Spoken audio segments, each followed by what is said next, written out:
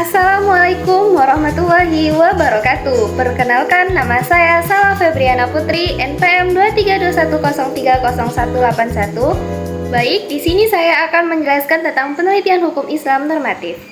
Apa sih penelitian hukum Islam normatif? Penelitian hukum Islam normatif adalah jenis penelitian yang mengkaji hukum Islam yang berdasarkan norma-norma atau aturan yang tertulis yang bersumber dari Al-Quran, hadis, ijma, qiyas, dan pendapat ulama. Penelitian ini juga sering disebut dengan penelitian kepustakaan atau library research karena menggunakan bahan pustaka sebagai sumber utama, bukan data lapangan. Tujuan penelitian hukum Islam normatif adalah untuk mengetahui dan memahami konsep hukum Islam secara mendalam dan menganalisis kesesuaian hukum dengan prinsip syariah. Menemukan solusi hukum terhadap permasalahan kontemporer. Memberikan argumentasi hukum atau istinbat hukum berdasarkan dalil. Karakteristik penelitian hukum Islam normatif. Penelitian hukum Islam normatif memiliki ciri khas yang membedakannya dari penelitian empiris. Yang pertama ada berbasis kepustakaan, yaitu data yang diperoleh dari buku, jurnal, kitab fikih, dan dokumen hukum. Yang kedua ada menggunakan data sekunder, yaitu data yang dikumpulkan tidak melalui wawancara atau observasi lapangan.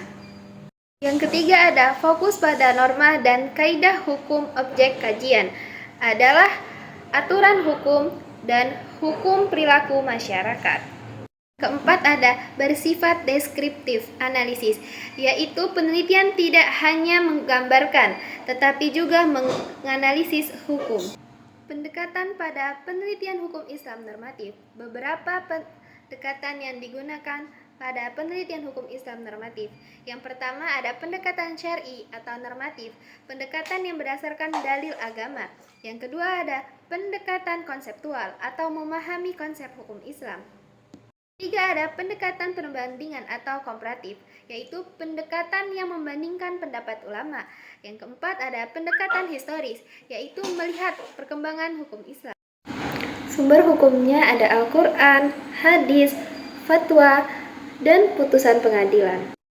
Metode analisis yang sering digunakan ada 3. Yang pertama ada deskriptif, yang kedua ada preskriptif, yang ketiga ada interpraktif. Apa sih yang dimaksud dengan deskriptif? Deskriptif adalah yang menjelaskan norma hukum. Yang kedua ada preskriptif. Apa sih yang dimaksud dengan preskriptif? Preskriptif adalah yang memberikan solusi atau rekomendasi. Yang ketiga ada interpraktif. Apa sih yang dimaksud dengan interpraktif? Interpraktif adalah yang menerjemahkan atau menafsirkan teks hukum. Kelebihan penelitian hukum Islam normatif ada 2. Yang pertama ada mendalam dalam kajian teori dan dalil. Yang kedua, memberikan dasar hukum yang kuat. Kekurangan penelitian hukum Islam normatif ada 2. Yang pertama ada tidak menggambarkan kondisi nyata di masyarakat. Yang kedua, kurang melihat praktik hukum secara langsung, terbatas pada kajian. Cukup sekian. Assalamualaikum warahmatullahi wabarakatuh.